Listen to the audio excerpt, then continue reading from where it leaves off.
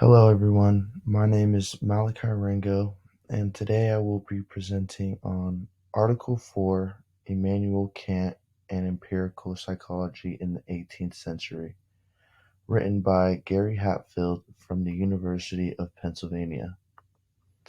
Kant was a German philosopher and Enlightenment thinker. He was born April 22nd, 1724, and died February 12th, 1804. He was a lecturer from 1772 to 1796, when he retired.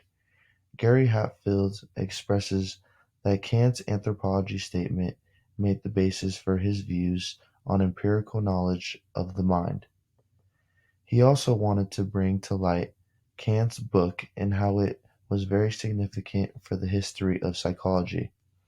A book with what man makes, can, or should make of himself as a freely acting being, quoted from his book on page 3. Kant was the first to give psychology its first introductory textbook. Although this was the case, his stance on sex, race, and ethnic differences were very sexist, racist, and ethnocentric. During his time, the psychology that flourished was the study of the mind and soul and all of its aspects. He did not have his own theory on cognition, but rather covered the 18th century fare. His self-improvement aspect highlighted some strange things, but things like how many people should attend a party, which was 10, and the correct order of a conversation, which was narration, reasoning, jesting.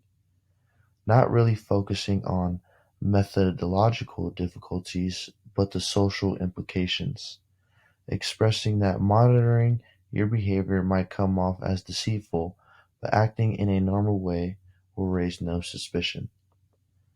Kant's famous quote was that psychology must always remain excluded from the rank of what may be called a natural science proper, which was seen as a negative assessment.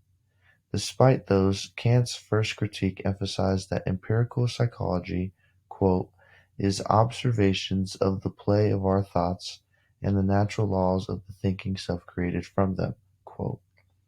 Kant didn't believe psychology was a well-rounded science, but this was the case because of what he thought a true science was. He believed that sciences needed to have mathematical backgrounds because that is what deems them true. Although he believed this, in his lifetime there were philosophers who applied mathematics to sensory experience. The most influential on empirical psychology was Kant's anthropology.